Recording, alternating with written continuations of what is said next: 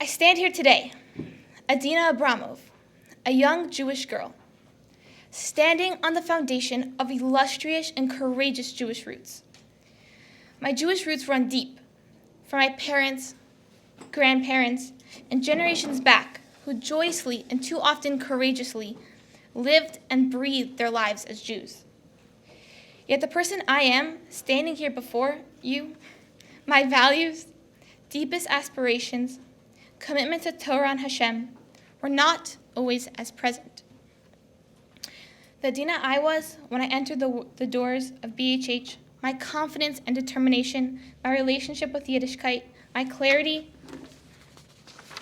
of who and what I wanted to work towards was undefined and obscure.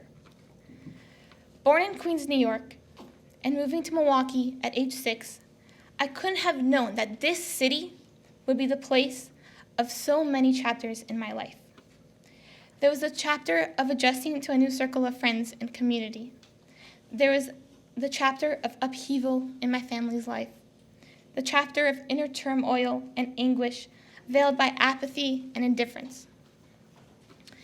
Despite growing up in an ultra-Orthodox community surrounded by some incredibly inspired people and a community that looked and dressed more frum than you can imagine, my experiences, life challenges, left me questioning how and if I belonged. When I first started my high school career, I had a very hard time keeping the laws of Judaism. They were inconvenient at best, something I resented at worst. Going through the years, class after class, there was an inner dialogue of, I don't care, I don't want or need it. And then the eventual realization that I want this. But how do I get it back? How do I undo all of the previous years of laxity in observing Torah and mitzvos? The Talmud states that when a student is exiled, his teacher must be exiled with him. Not simply go with him, but he must be exiled with him. What a strange teaching. A teacher must be exiled with their student? They must not have been such a good student if they were heading into exile. Perhaps they should be called ex-student. And what did the teacher do wrong that forced him into exile? Yet, this teaching of the Talmud is capturing the essence of education, the deepest meaning and role of a teacher, and capturing the mission and life calling of the most wonderful teachers at BHH. The Talmud is asserting, if you want to impart on your students meaningful life lessons and real-world application to those lessons, you cannot stay in your own universe and speak to your student while they live in another. You must leave your own space and enter that of your student. Entering BHH, I was coming from a very different world, with struggles and questions I knew my teachers were not experiencing. The world they lived in was so different than mine. How could they relate to me and possibly even begin to understand my universe? Yet time and time again, a profound teaching came up. The underlying belief and perspective that a Jew is a Jew, no matter what. Nothing you can do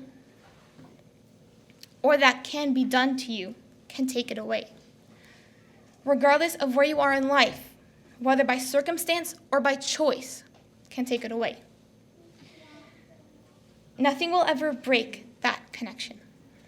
Slowly, day by day, season by season, I found ways to rekindle my connection, to bring back the kosher, the Shabbat, the holidays back into my life.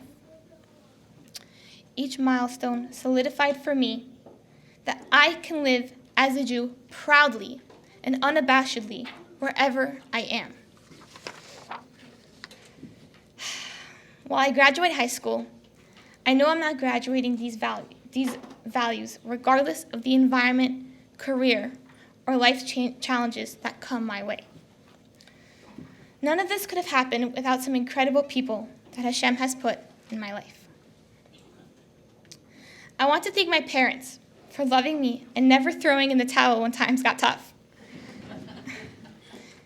Ima, thank you for showing me what it means to be a strong and independent woman who stands by what she believes in.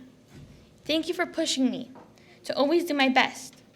You always stood by any decision that I decided, whether it was for school, Yiddishkeit, friends, and always had some insight to add. I remember the days when you would drive me to school and we would pass a beautiful forest of trees. And you would say, Adina, come out, let's go take a picture. Each and every time, my response was the same. Ima, are you nuts? I have school. I'm going to be late. But now driving myself to school and passing those trees, I cannot help but wish that I took a moment to take a picture with you.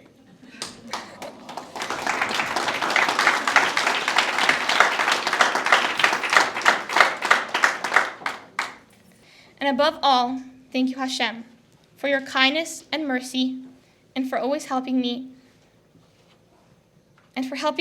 every step of the way.